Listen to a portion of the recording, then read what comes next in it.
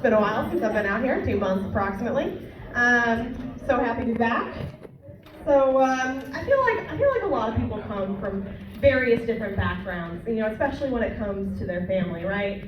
Well, normally when I start talking about my family, I make it seem like a really bad breakup, Just when I'm talking to one of my friends, I'm like, yeah, man, I just had to leave them. They were super narcissistic, had a really bad victim complex, and had a killer Walter White impression. And they're all like, I'm so sorry, man, what was their name? I gave them the cutest nickname, Mom.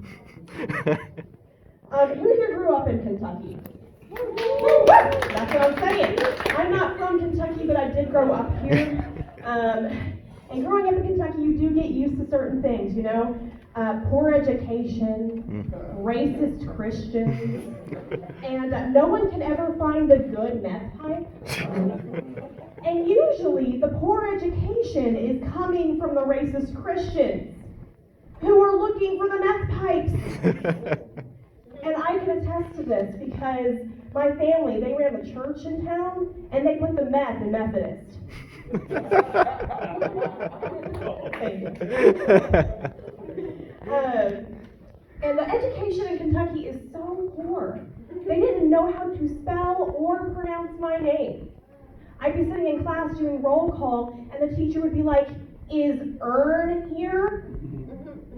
Do you mean Eryn? It's spelled E-R-Y-N. Like, why am I alive?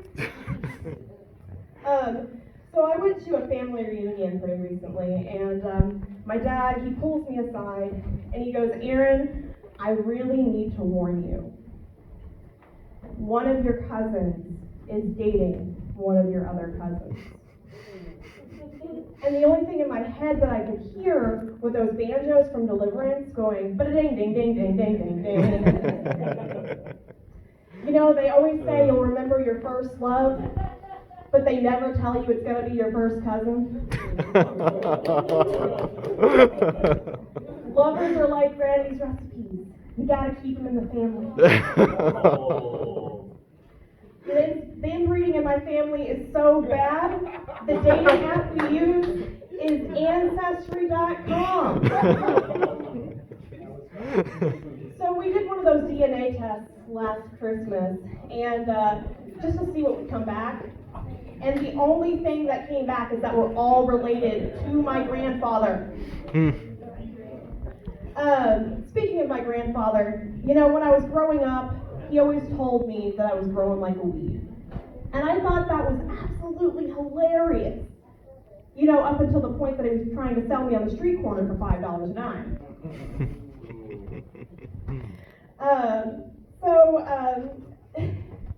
I have found that during this pandemic that I can cure just about anything with crystals.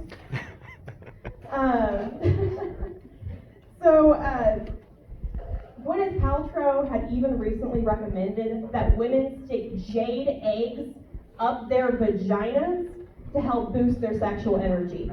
Like, could you even imagine trying to sell that to someone?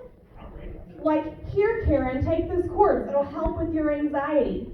Oh, don't use that crystal. It's meth.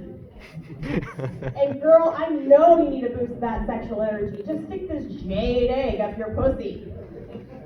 Hey, if a rich white lady says it's okay, then it's totally fine to stick this rock up your twat. I'm sorry, but the thought of sticking an egg up there makes me feel like Yoshi shitting one out. I may play Mario, but I'm not playing that game.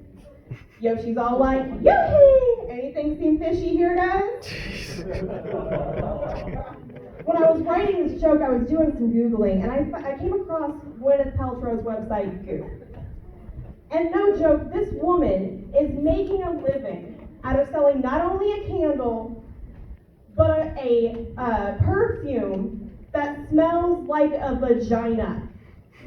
Okay, ladies, if we really want that to happen, all we gotta do is microwave a fish for a few minutes before your husband gets home. I guarantee it'll do the same thing.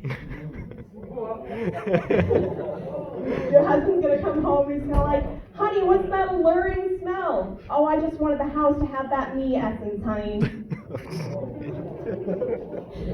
So the real question is, if if women can monetize their hoo-ha smell, why can't men monetize their smells, right? Like, we don't see a cologne out there that says forgotten deodorant or motor oil.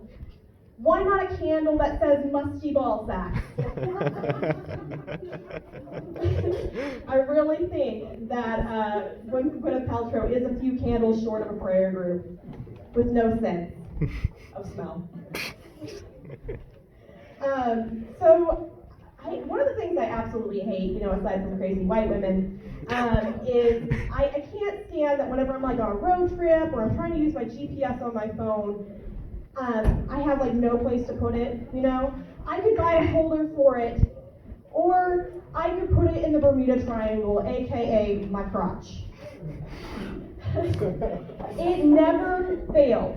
Whenever I have my GPS open on my phone and I put it in my lap, I lose signal. I guess I have lost a lot of semen up there. They even tried launching rescue missions and the planes and boats went missing too. Forget the saying it's like throwing a hot dog down a hallway. How about it's like throwing a whole battalion into the Bermuda Triangle? Your dick will get lost in there. So, if I have a Bermuda Triangle for a vagina, does that make a dick an antenna? Do men just put their phones down in their lap and they have an erection and get full bars? No wonder men never ask for directions. They got a compass in their fucking pants! So I finally managed to flag down a boyfriend. I know, it's a fucking miracle. And, I've got to tell you, it's really nice to finally have someone I can consistently steal french fries from when I'm not hungry. We're in this honeymoon phase right now where he's actually trying to impress me. And one night, I didn't realize that I had started my period, and he already went downtown to eat, if you know what I mean. So now we have a blood pact. Comes to find out he didn't really even care. Now I guess I'm dating a vampire. If this was Twilight, I'd have a boyfriend and a disco ball. All right, guys, I appreciate you guys. Thank you so much.